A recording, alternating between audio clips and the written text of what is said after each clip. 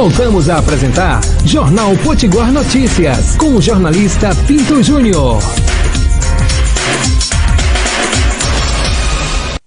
Olá, de volta para o último bloco do programa de hoje. Queria agradecer imensamente a você que nos acompanha em Jaçanã. Alô, Jaçanã, que transborda a audiência da Rádio Flores para o estado da Paraíba, para a minha querida Nova Floresta, a benção Nova Floresta.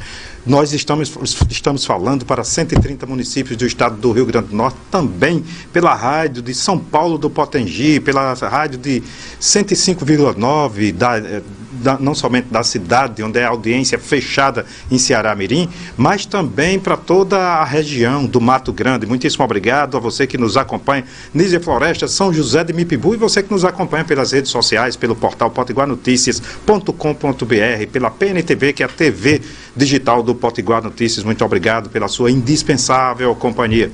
No último bloco do programa de hoje, nós temos o prazer de receber o advogado Carlos Araújo. Ele é presidente da associação da AJPDC, que é a Associação dos Juristas pela Democracia. Carlos Araújo, muitíssimo obrigado por estar conosco, tudo bem? Tudo bem, eu mais que agradecemos em nome da associação. É mais uma oportunidade de vir aqui poder conversar com os ouvintes, o assistente do Jornal Potiguar Notícias. Prazer recebê-lo. Qual a missão principal da associação que o senhor preside? Olha, a Associação dos Juristas Potiguares pela Democracia, ela nasceu da necessidade de nós criarmos um bloco crítico de pessoas que lidam com o direito aqui no estado do Rio Grande do Norte. E também em nível nacional. Nós temos uma associação co-irmã de amplo nacional, e cada um dos estados da federação tem a sua... então é uma associação nacional. É uma associação nacional, com as associações locais ou representações nos estados. A nossa principal missão é exatamente a defesa da democracia e da cidadania. E criar esse pensamento crítico dos operadores do direito, porque nós percebemos que nos últimos tempos o que tem prevalecido na área do direito, quem opera com o direito, tem sido um pensamento hegemônico em que muitas vezes tem levado a violações da Constituição, e a nossa missão principal é o respeito à Constituição, à democracia, à liberdade de pensamento e a liberdade para que as pessoas possam dizer e falar o que pensam em qualquer lugar, em qualquer espaço público ou privado, sem que tenha essa liberdade cerceada. Nós entendemos que nós vamos viver nesse próximo período, em razão do processo eleitoral que se teve, um período de muita resistência, e nós, a associação, queremos estar como à frente, à vanguarda das lutas nessa resistência, em defesa desses direitos e da liberdade das pessoas poderem exercer livremente os direitos de comunicação, de reunião, tá? Enfim, os direitos... O senhor acha que isso sociais. Pode vir a ser ameaçado? Olha, se for levado a ferro o que disse o candidato e hoje presidente eleito na campanha, nós vamos ter muitos problemas em relação à liberdade das pessoas e à defesa dos direitos sociais e individuais dos cidadãos brasileiros. Porque os cidadãos que nos ouvem sabem que o candidato a presidente disse, e alguns dos seus apoiadores e correligionários, que disse que parcela da população que não concorda com ele pode ir embora do país, ou pode pegar, ou que vai exterminar. Isso não é coisa que se diga numa campanha, mas nós esperamos que isso seja só arrobo, de discursos, né? E que na prática não venha acontecer. Mas nós estamos alerta e estaremos na resistência para que nenhum direito de um cidadão brasileiro ou de uma cidadã venha a ser ferido nesse nível dos direitos individuais ou mesmo dos direitos sociais, que esse sim nós sabemos que estão sendo ditos todos os dias a equipe do novo governo, que os direitos sociais serão bastante atacados pelo novo governo. O senhor está candidato a vice-presidente na chapa 20, encabeçada pela advogada Magna Letícia, na eleição da OAB, que acontece amanhã no Arena das Dunas, das 9 da manhã até as 5 da tarde. Eu pergunto ao senhor, Uma das questões que eu estou vendo, e parece que as 3 chapas debatem essa questão das prerrogativas, cada uma com a sua visão diferente, mas nós tivemos, no caso do Rio de Janeiro, uma advogada chamada Valéria, que saiu algemada de uma audiência. Aquele é um dos... O senhor acha que aquele exemplo é um dos exemplos que motiva esse debate, essa preocupação da eleição da ordem deste ano com essa questão das prerrogativas, dos direitos dos advogados?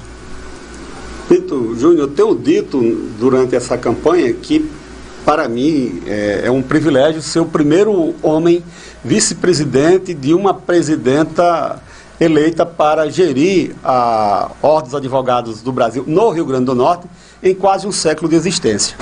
Quanto às prerrogativas, fatos como que ocorreram no Rio de Janeiro, com uma advogada que saiu algemada, que você acaba de relatar, acontecem diariamente, todos os dias, e aqui no Rio Grande do Norte também acontece.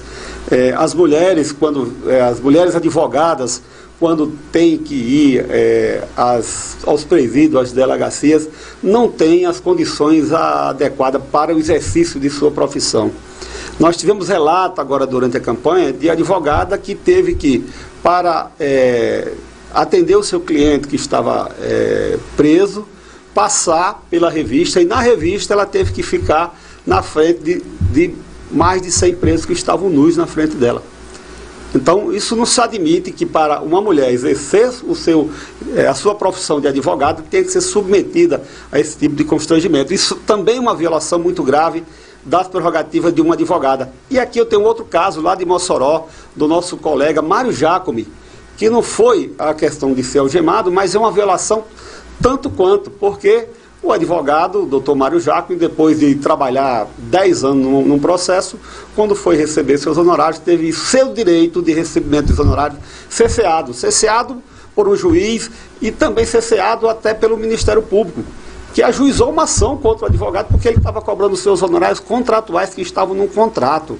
E, infelizmente, neste caso... E ele cobrava de quem? Ele cobrava dos clientes. Sim. Neste caso, a OAB não fez nada, ele teve que ajuizar o mandado de segurança sozinho. A OAB do Rio Grande do Norte não entrou nem com um amicus curiae, ou seja, como um amigo da corte para ajudar o advogado na defesa de suas prerrogativas e do seu direito. Não entrou nem como isso. E pior, mais do que isso, esse advogado teve que ajuizar uma outra ação e responder a processo ético. Ele nos disse isso, que teve que responder a processo ético perante a OAB, processo que não deveria ter sido nem recebido, né? Quer dizer, a OAB que existe para defendê-lo, obrigou ele a responder o processo? Não, ele foi representado, isso é uma questão que ele mesmo disse numa reunião pública, não pediu segredo, porque é sigiloso o processo ético da OAB, mas ele disse numa reunião em que estava presente mais de 20 pessoas, e que um dos clientes o representou, e a OAB recebeu a representação. Então, quem deveria estar atuando na defesa da prerrogativa do advogado, pelo contrário, foi o inverso. E nesses casos de violações de prerrogativa, o que tem sido a prática atualmente? Quando as violações são individuais, porque nós temos violações macros e violações individual de cada uma das pessoas na atuação individual. Nas violações individuais, muitas vezes têm sido feitas os desagravos públicos, que é uma nota que é feita pela OAB e aprovada no seu conselho e é lida no local onde trabalha quem violou a prerrogativa, ou na frente de um fórum, ou na frente de uma delegacia, ou na frente do prédio do Ministério Público. Que muitas vezes esse tipo de ação para defesa das prerrogativas expõe mais ao colega. Porque imagine se ele teve uma violação dentro de uma audiência, numa sala de audiência, quando você faz isso, desse desagravo público e leva o colega lá para se expor, o colega vai ficar exposto para a sociedade, para os demais juízes, para os demais procuradores ou delegados. Uma maneira que nós temos que pensar de fazer a defesa da violação individuais, existem os instrumentos institucionais, o diálogo que nós temos que fazer com os poderes instituídos, com o Poder Judiciário, com o Ministério Público, com a Secretaria de Segurança, com o sistema penitenciário, quem dirige o sistema penitenciário, para que não se tenha as violações das prerrogativas. E esse diálogo será uma marca que nós vamos implementar na nova gestão da OAB com a doutora Magna presidente. Mas se for necessário a OAB usar os instrumentos institucionais que estão a nossa dispor, por exemplo, representações junto ao CNJ, representações nas corregedorias, ou impetrar ações, serão feitas uso dessas ferramentas institucionais. Agora, nós temos que combinar o diálogo com o Poder Judiciário, trazer o Poder Judiciário para que a gente possa dialogar e prevenir a violação, do que só depois chegar ajuizando a ação ou representando o CNJ. Isso, quando chegar, e for necessário nós faremos, isso é a última atitude que nós vamos ter que tomar. Mas primeiro vai ser o diálogo para que a gente não tenha violação. O melhor é que a OAB não precise ajuizar a ação ou ter que representar nenhum juiz. O que significa dizer, se eu estou entendendo, é que precisa ter equidade entre as partes, seja o juiz, seja o advogado de defesa, seja a acusação. É preciso ter uma maior equidade e isso não está acontecendo. É isso que o senhor está dizendo? Exatamente isso. Existe na Constituição, o artigo 133 da Constituição, diz que a advocacia, que o advogado e a advogada, eles exercem no seu desenvolvimento das suas atividades um papel de munus público e que tem o mesmo peso na relação que se forma quando tem um processo, por exemplo. Então, um juiz numa audiência, ele não tem mais importância do que qualquer um dos advogados que estão representando as partes que estão litigando naquele momento. No processo, na audiência, em qualquer ato judicial, o juiz tem e os advogados estão no mesmo patamar, como o Ministério Público também estão no mesmo patamar.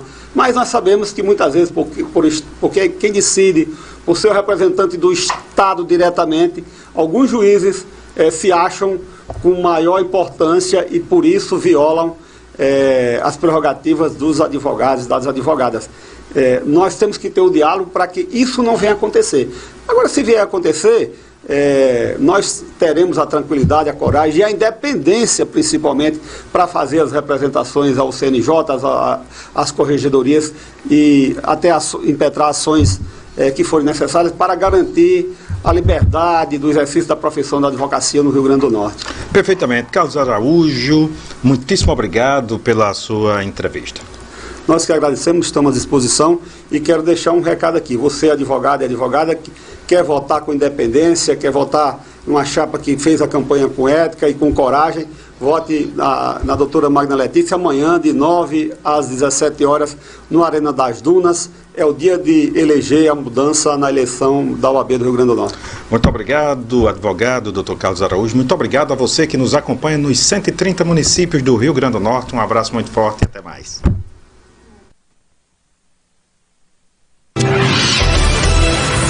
Você acabou de ouvir pela 105 FM o programa Jornal Potiguar Notícias. Apresentação: jornalista Pinto Júnior.